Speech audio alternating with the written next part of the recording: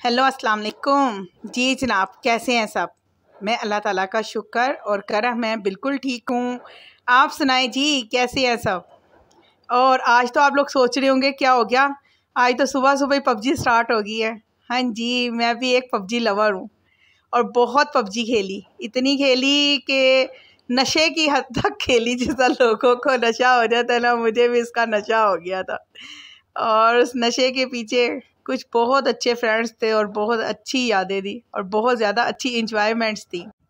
मेरी अब कोशिश हुआ करेगी कि डेली मैं आपको कुकिंग की और मुख्तलिफ़ टोटकों की और मुख्तलिफ़ एक्टिविटी की और अपनी डेली रूटीन की मैं आपसे शेयर करती हूँ। तो मेरी अब हुआ करेगी संडे को इंशाल्लाह ताला मैं आपसे अपनी कोई ज़िंदगी का अच्छा सा वाक़या या कुछ अच्छी बातें आपके साथ शेयर किया करूँगी, क्योंकि इंसान को जो जीना ना डंके की चोट पे अच्छा सा जीना चाहिए और इंजॉय करके लाइफ को जीना चाहिए, ठीक है ना? तो मैं अब स्टार्ट करती हूँ अपनी गेम पबजी की।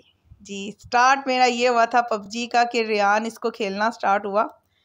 तो मेरे आईडी का नाम था डेविल रेयान के नाम से और सब मुझे आईडी के अंदर कहते ही डेविल थे। तो मैंने जब स्टार्ट की तो मेरा वास्ता जो है ना वो इंडियंस के साथ भर गया था और इंडियंस के साथ मैंने खूब स्टार्ट में गेम खेली और वो भी लुक्का छुपी वाली। और फिर जो लोगों को लोग मार के चले जाते थे उनकी पेटियां लुक्का छुपी के साथ ही लूटने वाली और एक खौफ और डर के साथ खेलने वाली गेम मैंने स्टार्ट की थी। वरना तो जब पिस्टल्स की आवाज़ें आती थी ना तो वैसे मेरा दिल का हार्ट अटैक होना स्टार्ट हो जाता था। ये मेरा हिसाब था। तो वो लुक्का छुपी करते करते बस गेमें खेलते खेलते और आहिस्ता आहिस्ता फिर मुझे गेम खेलना आई। लेकिन अच्छा, शुरू शुरू में लोग इसमें खूब ज़्यादा गालियाँ भी देते थे। उनको मैं बस फतवे ही देने में मेरा टाइम गुजर जाता था, उनको शर्म हया दिलाने में ही टाइम गुजर जाता था। और अव्वल तो पहले मैं माइक खोलती ही नहीं थी, लेकिन जिस तरह ही किसी की गाली स्टार्ट होती थी ना तो बस फिर मैं उसका सीधा ही करके रहती थी जब तक वो खामोश अगला बंदा ना हो जाता था। ये भी एक मज़े का उसके अंदर सीन है, जो खेलते होंगे उसको पता होगा। और पबजी का वाकई ही इतना नशा है कि लोग जो ख़ुदकुशियाँ कर रहे थे वो इस वजह से करते थे कि इसके अंदर बेसिकली अना बहुत ज़्यादा है।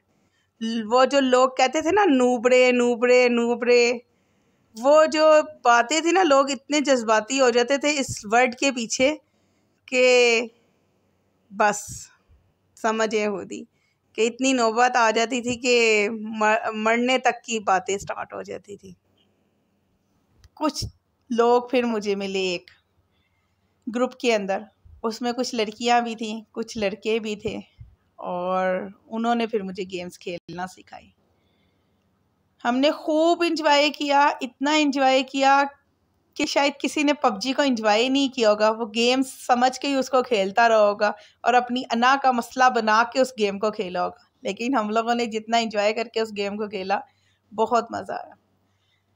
उसमें थी कुबरा थी जो मॉरिशस की रहने वाली थी, डॉक्टर थी वो, और उसके हस्बैंड थे मुआहिद, वो दोनों बहुत अच्छा कपल था। नगमा थी जो रहती नेपाल में थी, उसका पॉलर था। रिजवान था जो सऊदी अरब में रहता था। सरकार सरगोदा में रहता था।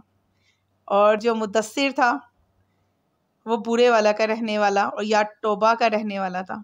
और इसी तरह शाजी थे। वो शाजी तो एक कमाल बंदे थे ना, अल्लाह लोग ही बंदा था कोई वो।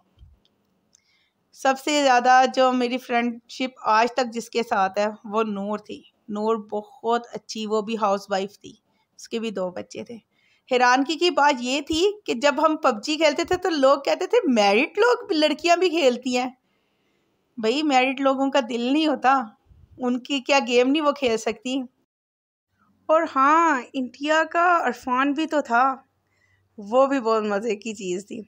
इन सब ने मेरी बहुत इज़्ज़त की, मुझे मेरी एज के हिसाब में इज़्ज़त दी और बहुत ज़्यादा प्यार दिया, हमेशा बड़ी बहनों जैसा रुतबा दिया। इवन देन कि हमारी आपस में इतनी ज़्यादा फ्रेंडशिप हो गई थी कि हम आपस में इनके घर वालों से भी बातें करते थे। तो ये सब मेरे हस्बैंड को भी जानते थे और करते थे तो इवन देन मुझे आज तक वो कभी नहीं भूलता कि जो मुद्दस्सिर है उससे हंसी मजाक में बात हो रही थी कि लहसुन बहुत महंगी हो रही है ना उन दिनों। तो वो भाई साहब पिंडी में खसूसी तौर पे सिर्फ मुझे लहसुन और माल्टे देकर गया था, मुझसे नहीं वो मिला था। सिर्फ वो मेरी हस्बैंड की शॉप पे आया कि भाई मुझे आपसे कोई काम है और मैंने मिलना है, तो वो उनको माल्टे देकर गया कि ये मेरी आपी के लिए है सब चीज़ें। उसके बाद इसी तरह सरकार भी आया, वो भी हमारे घर में माल्टे देकर गया। मेरी कभी आज तक उनमें से किसी से मुलाकात नहीं हुई, बाय फेस में कभी किसी से नहीं मिली, लेकिन आज तक उनके पेरेंट्स, उनकी मदर, उनकी सिस्टर से मेरी बातें होती हैं बहुत अच्छे तरीके से, बहुत इज्जत के साथ। उन्होंने भी मुझे दिल से बहन माना और मैंने भी उन्हें भाइयों की तरह ही हमेशा समझा। जहाँ रहे अल्लाह ताला हमेशा उन्हें खुश रखे और उन लोगों को कभी कोई परेशानी ना आए, कोई गम ना आए। फिर जब मैं इस ग्रुप में शामिल हुई ना, इन लोगों ने मुझे हमेशा जॉर्जो पुल, मिलिट्री बेस और इसी तरह के खौफनाक पोंचिंकी, हाँ उस जगह पे मुझे लेकर जाते थे। और वहाँ पे जाके तो वैसे बंदे का आधा हार्ट अटैक हो रहा होता था, लेकिन फिर उन्होंने मुझे खुल के खेलना सिखाया। AWM मुझे नहीं चलानी आती थी, वो मुझे लेकिन एक AWM जब भी मेरे पास आती थी हमेशा सरकार कहता था मुझे ही दे दो वो AWM, भाई आप ले लो। एक रिजवान साहब थे, उनको चाहिए हमेशा M416 होती थी और उसके बदले में वो मुझे हमेशा यूजी पकड़ा के चला जाता था। भाई हमने भी लोग मारने आए हैं, आप लोग ही नहीं इस दुनिया में मारने आए। हाँ, एरोप्लेन में कभी भी आपको एक आवाज़ आई हो ना, आंडे ले लो गरम आंडे, फिर समझ जाना वो आवाज़ किसकी थी, ठीक है ना। वो हम लोग की आवाज़ थी। खूब हम लोगों ने उसमें भी शुक्र लगाते थे, एरोप्लेन में बैठ के सबसे एंड में उतरते थे और खूब इंजॉय करते। और एरोप्लेन में सबसे मज़े का मज़ा जो आता था ना, वो ये था कि जो हाई रैंक पब्लिक होती थी, अव्वल तो ये खुद ही होते थे, लेकिन अगर इनसे कोई ज़्यादा हाई रैंक पे होता था तो उनको ना चैलेंज देना, जी आ जाओ। और फिर जो उनको मारने के बाद जो जश्न मनाया जाता था ना, उसका तो जो मज़ा था, वाकई मज़ा था। एक इसका भाई था रिजवान का, उसका नाम नुमान था, वो हैक लगा लेता था मोबाइल के अंदर और वो दुबई में होता था। वो तो उसमें हमें सबसे ज़्यादा मज़ा आता था कि खुद ब खुद हम बंदे पता होते थे किधर हैं और उनको मार रहे होते थे खूब इंजॉय करके। रिजवान सऊदी अरब में जहाँ रहता था ना, वो हरम के पास उसका काफ़ी बड़ा कोई स्टोर था, वो वहाँ पे रहता था। तो जब अजान की आवाज़ आती थी ना हरम की, तो हम सब खामोश होकर ना सिर्फ वो हरम की आवाज़ सुनते थे और बहुत बहुत ज़्यादा इस तरह फ़ील होता था कि शायद हम भी वहीं पे पास खड़े हैं। और उसको वो कहना कि जाके आज मेरे वास्ते दुआफ करी उत्थे, अल्लाह दे हजूर मेरे वास्ते दुआवां करी बोती, तो कहता सी हाँ हाँ ज़रूर तुहाडे वास्ते ही करनियां ने, तो और मैं किसके वास्ते। उन दिनों लड़कियों को यूट्यूब पे ड्रामे देखने का शौक़ था, रेमेडीज़ देखने का शौक़ था और टेलीविज़न्स पे देखने का शौक़ था, फेसबुक का शौक़ था, इंस्टाग्राम का शौक़ था, लेकिन मुझे पबजी का शौक़ था और पबजी का ही खप था, इतना खप था, बहुत खप था। बहुत मज़ा आया, ज़िंदगी की बहुत और ख़ूबसूरत लम्हात में से एक लम्हात थे। मैं जी इस तरह लगता था कि शायद मैं एक वही यंग लड़की बन गई हूँ जो स्कूल कॉलेजेस में ना किसी से डरने वाली, एक कॉन्फिडेंट और इंजॉय करने वाली, हर बात को दिल के साथ इंजॉय करने वाली। बस फिर तकरीबन 1 साल खूब खेली, उसके बाद कुछ लाइफ मेरी डिस्टर्ब होने लग गई थी, बच्चे भी डिस्टर्ब होने लग गए थे, तो बस फिर मैंने इसको खैराबाद किया। इसको सिर्फ मैंने खैराबाद नहीं किया, मेरे साथ ही तकरीबन सब ने खैराबाद कर दिया था। काफ़ी दिन तक तो शायद ये सब बैठ के कहते थे कि नहीं आप आओ, आप दोबारा खेलो, और जो इनके ग्रुप में नया बंदा आता था उससे मेरा ज़िक्र ज़रूर होता था, क्योंकि शायद हम लोगों का बहुत अच्छा साथ रहा, खूब अच्छी बातें और खूब अच्छा इंजॉयमेंट्स।